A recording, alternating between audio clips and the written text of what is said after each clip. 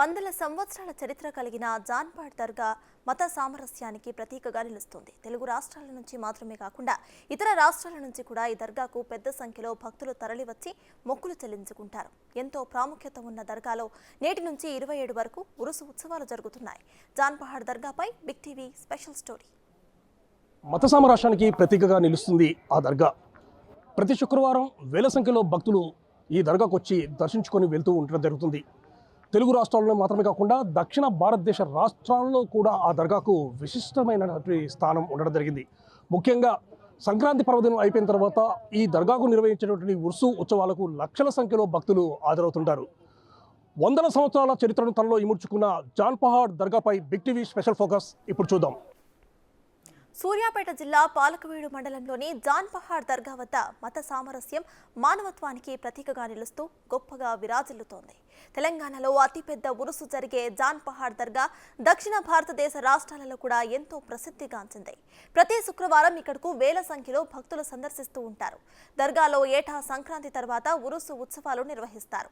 నేటి నుంచి ఈ నెల 27వ తారీఖు వరకు ఇక్కడ ఉత్సవాలు జరుగుతున్నాయి. ఈ వేడుకకు 4 నుంచి 5 లక్షల మంది హాజరయ్యే అవకాశాలు ఉన్నట్లు ముస్లిం పెద్దలు చెబుతున్నారు. దర్గా ముస్లింలకు సంబంధించి పవిత్ర స్థలమైనా కూడా హిందువులే అధిక సంఖ్యలో దర్శించుకోవటం విశిష్టగా చెప్పుకోవచ్చు. అందుకే ఈ దర్గాను మత సామరస్యానికి ప్రతీకగా చెప్పుకుంటూ ఉంటారు. దర్గా వద్దకు వచ్చిన భక్తులు తాము కోరుకున్న కోరికలు తీరిన తర్వాత కందూరి పేరుతో తమ మొక్కుబడులు చెల్లించుకుంటారు.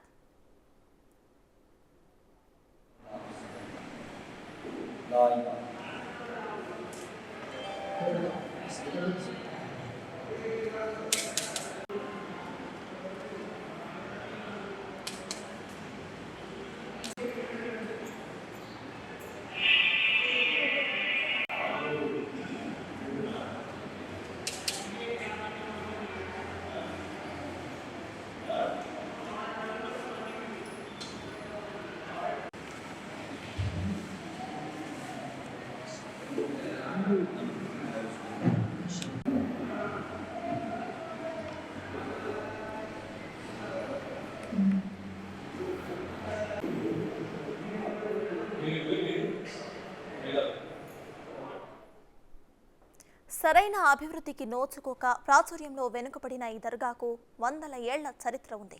400 ఏళ్ల క్రితం మద్రాసు రాష్ట్రంలోని నాగు అనే గ్రామంలో వెలిసిన నాగు షరీఫ్ ఖాదిర్ దర్గా విశిష్టతను ఆంధ్ర రాష్ట్రంలోనూ ప్రచారం చేయాలనే ఉద్దేశంతో జాన్పహాడ్ బయలుదేరారనే కథ ప్రచారంలో ఉంది. నాగు షరీఫ్ గొప్పతనాన్ని చెప్పడంతో ఇది గిట్టని కొందరు వజీరాబాద్ సుల్తాన్కు తప్పుడు సమాచారం ఇవ్వడంతో ఏమాత్రం విచారణ జరపకుండా వీరిని చంపించారని చరిత్ర చెబుతోంది. ఆ తర్వాత వాస్తవం తెలుసుకున్న సుల్తాన్ వాడపల్లి వద్ద అమరుడైన జాన్పహాడ్ సైతా జ్ఞాపకార్థం జాన్పహాడ్ వద్ద సమాధులు నిర్మించారని చెబుతున్నారు. ఆ తర్వాత కాలక్రమేణా ఆ సమాధులు కాస్త జాన్పహాడ్ దర్గాగా ప్రాచుర్యంలోకి వచ్చాయి.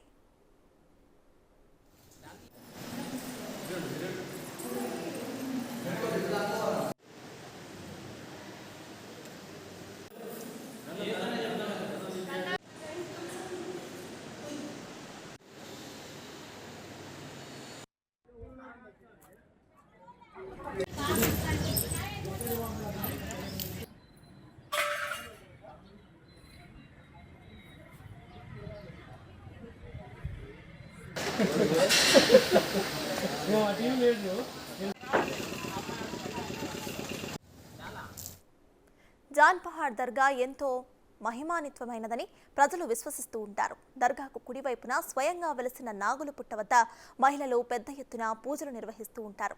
సంతానం లేని వారు ఇక్కడ పూజలు చేసి ఉయ్యాల మొక్కు చెల్లించుకుంటే సంతానం కలుగుతుందని నమ్ముతూ ఉంటారు.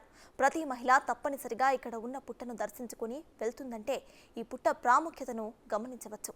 ఇలా పిల్లలు కలిగిన వారు తమ సంతానానికి జాన్పహాడ్ సైదుల పేరు మీదుగా సైదులు సైదమ్మ అనే నామకరణం చేస్తూ ఉంటారు. చుట్టుపక్కల ప్రాంతాలతో పాటు చాలా చోట్ల జాన్పహాడ్ సైదుల పేర్లు మనకు తారసపడుతూనే ఉంటాయి. జాన్పహాడ్ దర్గా సంబంధించినటువంటి విశిష్టత ఏంటి? హజరత్ జాన్పాక్ షహీద్ మొయినుద్దీన్ షహీద్ అనే ఇరాక్ నుంచి ప్రాంతానికి వస్తూ మతస్థాపన కోసం వజీరాబాద్ రాజుల కాలంలో వజీరాబాద్ రాజులకి బాబా గారికి ఆ ప్రాంతంలో యుద్ధం జరిగింది. యుద్ధం జరిగి మొండ్యాలు జరిగి ఈ ప్రాంతాన గుర్రాల మీద వస్తుండగా ఒక గొల్లబామ ఎదురై పాలు పెరుగు తాగితే కొంతమంది సైనికులు ఎనుదిరి చూడగాకంటే గుల్లబామరే మొండ్యాలు దిగి ఉన్నాయి, రక్తాలు కారుతున్నాయి, ఏంది కావచ్చని గుల్లబామ ఎదురు తిరిగి చూడేసరికి వాళ్ళ ఆమె అక్కడనే సమాధి అయింది. వీళ్ళు బాబా గారు ఇక్కడనే షహీద్ అయినరు. వేముల శేషారెడ్డి అనే రామాపురం అతను భూస్వామి ఉండే, ఆయనకు ఒక 500-600 ఆవుల మందం ఉండే. అది 2 రోజుల నుంచి బెదిరి 3వ రోజు మాయమైనవి. అరే మాయమైన ఆయన వేముల శేషారెడ్డి ఒక 10-15 మంది జీతగాళ్ళని పెట్టించి అడవి మొత్తం ప్రాంతాన్ని దోలాడిసేసే ఎక్కడ దొరకలేదు.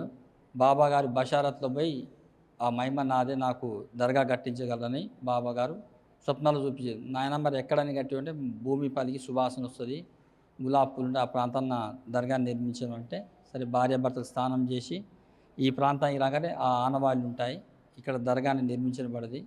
అదేవిధంగా వజీరాబాద్ రాజా గారికి ఈ మహిమ తెలిసింది. అదేవిధంగా బాబా గారికి ఆయన ఒక 60 ఎకరాల మాన్యం రాసి ఇచ్చారు. ప్రతి శుక్రవారం ఈడ కందూరు చేయబడుతుంది. బాబు పుడితే సైదులు పెట్టుకుంటారు, పాప పుడితే సైదమ్మ పెట్టుకుంటారు. అదేవిధంగా ప్రతి జనవరి నెలలో ఉరుసు ఉత్సవాలు జరుగుతాయి. అదేవిధంగా ఈ సంవత్సరం కూడా 25, 26, 27 తేదీలో నిర్ణయించబడుతుంది.